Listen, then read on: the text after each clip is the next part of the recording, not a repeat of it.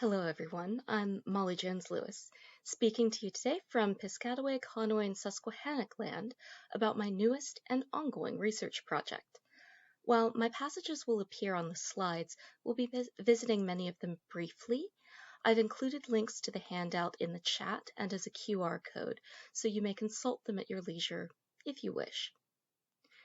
Decolonization, the work of reclaiming human innovation, achievement, and voices from the violence of conquest and occupation, has been the work in progress throughout the last 2 centuries.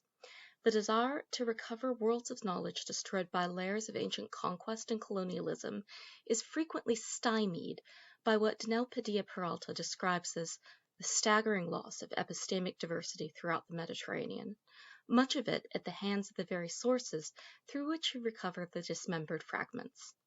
Today's paper presents my ongoing efforts to read Pliny the Elder's natural history not only as a project of empire, but as a vehicle for the preservation of non-Roman thought. Viewing Pliny as a collaborator in imperial projects is a dominant trend in Plinian scholarship in which I am a serial participant. I am not breaking from that point of view here. Pliny was a very active agent of Roman rule, and his criticisms of Roman destruction are reserved for others whom he perceives as bad apples. Nero was, it seems, a bad apple. I do not condone Pliny's imperialism. It seems important to state at the outset that my sympathy and solidarity is with the oppressed. However, this is not going to be an indictment of Pliny the Elder, nor is it going to be an apology for him. Today, I'm going to focus on the African thinkers who can be found in the Naturalis Historia, and suggest a few ways to keep those thinkers and their contributions centered while we untangle the interstitial threads weaving them into Pliny's work. At the outset, I regret to inform you that I won't be decolonizing all African science in Pliny the Elder in 20 minutes today. Rather, I mean to begin scouting a way forward by sketching the shape of the task and highlighting some key passages that I hope will inspire future efforts. The task at hand is so rich that it will take many eyes and hands. My greatest ambition and my hope here is to be helpful to those more qualified than I. At this point, I will direct you to the first link on this slide, which is my running catalog of loci most relevant to the task, a project I'll likely be at for some time. Please use with credit. The link will update the document as I work. Well then, on to some general context for how I am going about this task. Some may take issue with how I have defined African, that is, inclusively. If an ancient source would have identified themselves as a citizen of an African place, I take them at their word. This means that my Africans include people like Juba II, kidnapped and raised in Rome, then returned back to his motherland with his wife Cleopatra Selene, who also identified as Egyptian and African while having Roman blood and citizenship.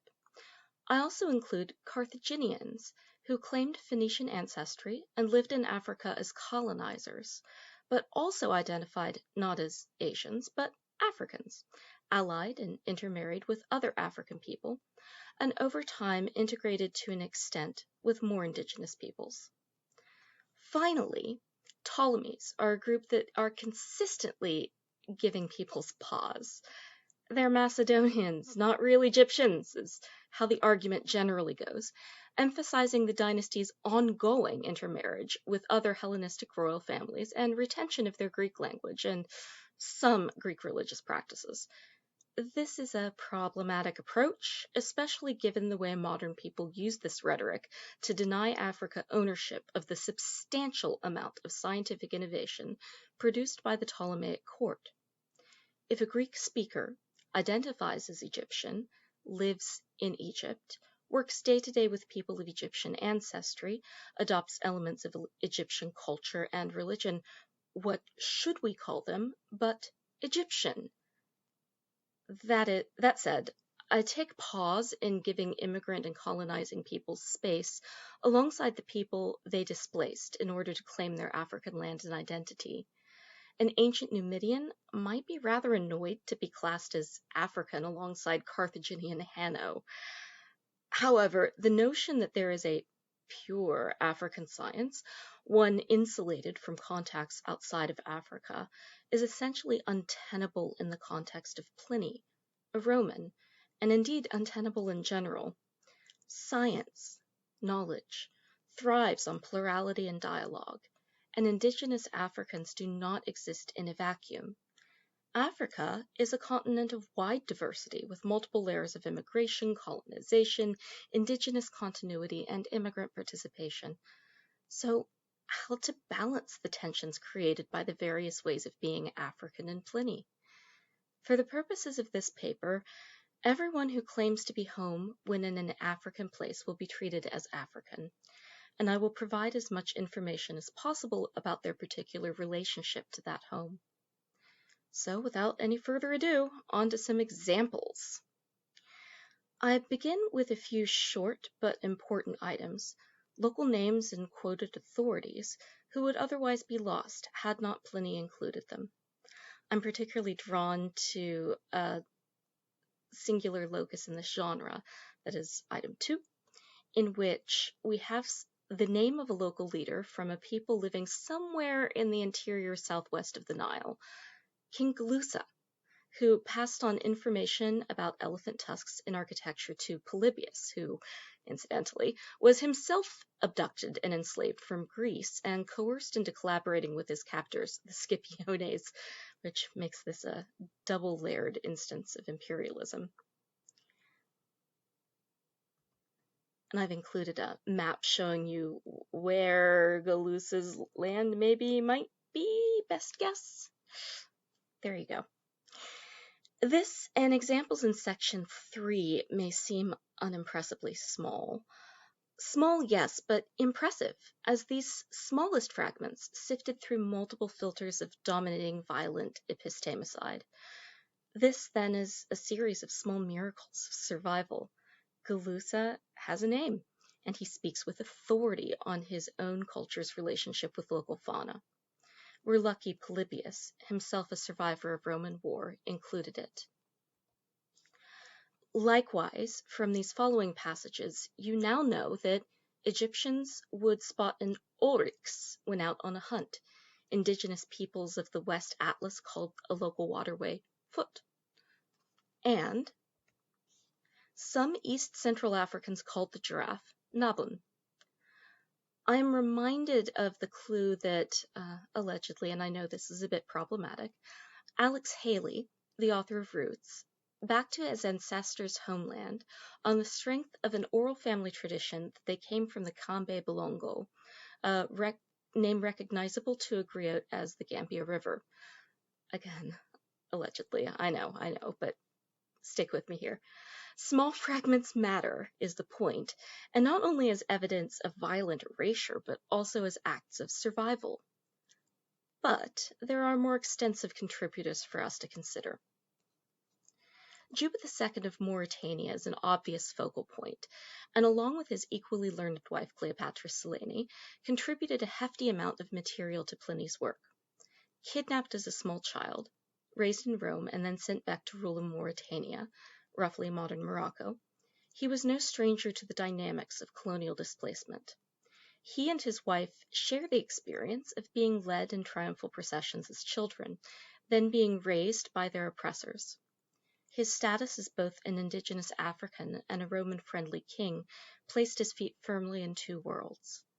We have fragments of his work from sources other than Pliny, and so there's some basis for comparison, allowing us to see how Pliny has, or rather has not, tampered with the text. Those unfamiliar will find Dwayne Roller's books and the works cited useful. I provide an introduction and some teasers here. Juba wrote in Greek, and thus Pliny adds a layer of translation to his words, of course. Still, Juba is not one of the foreign sources with whom Pliny takes exception. Juba, schooled in the modes of discourse most likely to land well with a cosmopolitan audience, and unexceptional in his record as a Roman ally, is ideally positioned to meet with Pliny's approval. Modes of expression and different ways of knowing the world are culturally determined, as are definitions of science, and this presents a barrier at the outset for our non-Roman, non-Grecophone Africans, as Denelpadia Peralta has argued. However, Juba's adherence to Grecophone norms and of scientific discourse does not mean that he writes to serve Roman interests. Juba's program of geographical exploration and ecological studies serve a purpose tailored to buttress Mauritania's sovereignty and protect its Egyptian expatriate community. By locating the source of the Nile in the Atlas Range, then east to Ethiopia before bending north into Egypt, and supporting this account with ecological observations, Juba links his kingdom with his wife's Egyptian home and claims an African space for his African court. While modern mapping proves Juba's account incorrect on its face, his observations about species common to desert oases are confirmed by modern ecology. Under the Sahara, buried waterways do indeed connect the northern regions of the continent. I found a few minor instances of Pliny hesitating to take Juba at his word, and despite the common perception, Pliny is quite happy to quibble when he doesn't agree with his sources. I have not included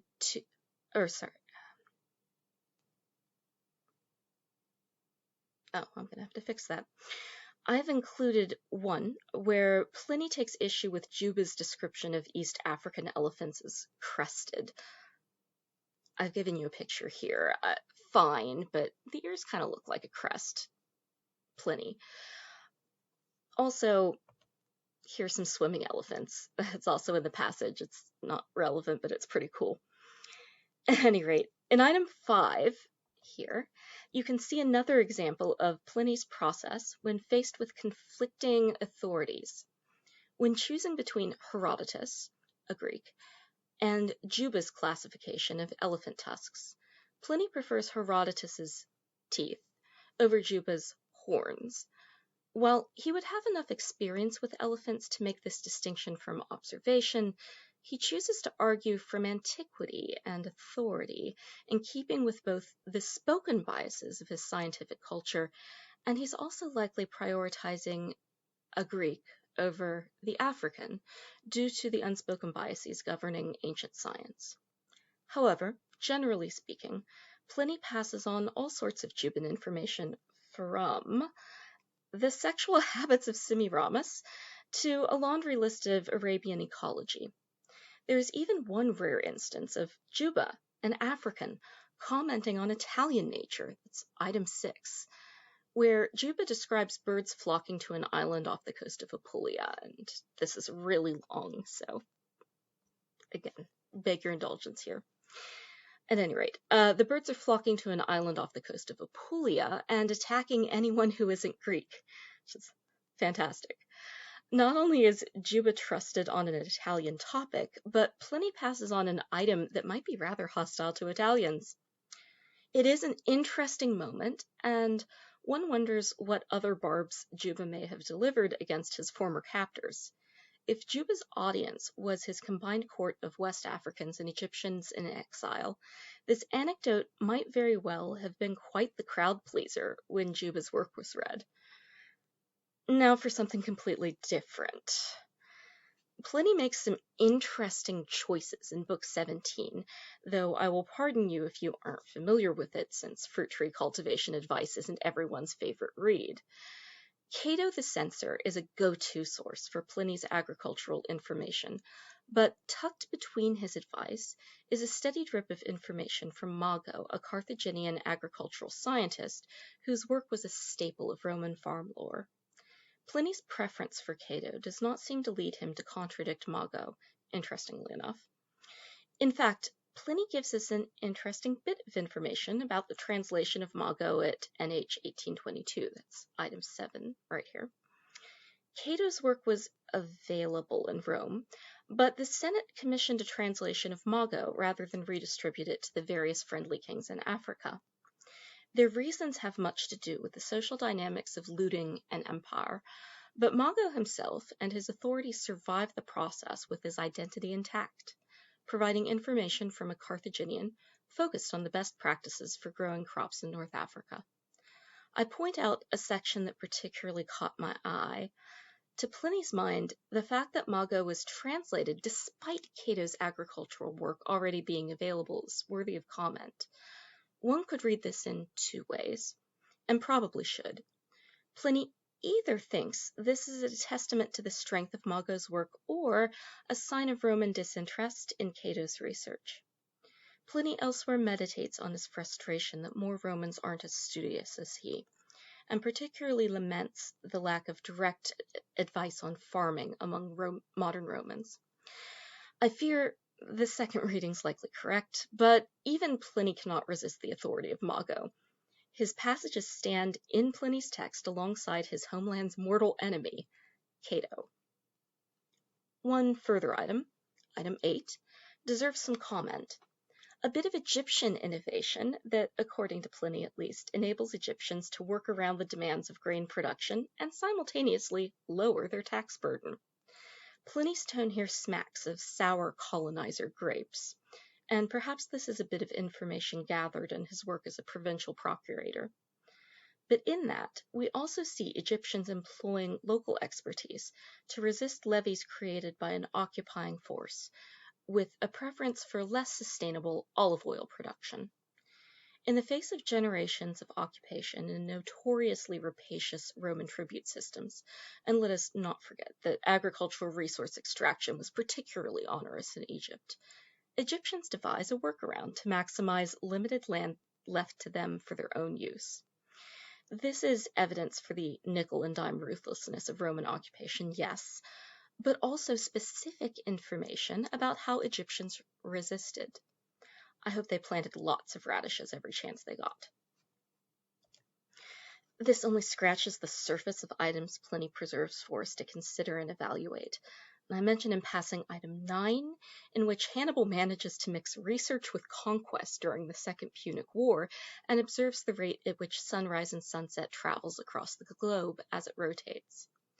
I've not even touched Eratosthenes, Erasistratus, and Hyginus, who may or may not have been African, and the many other instances of technology, local knowledge, and trading methods Pliny attributes to African local practice and inventiveness. My catalog is already over 18 pages long. There's a lot.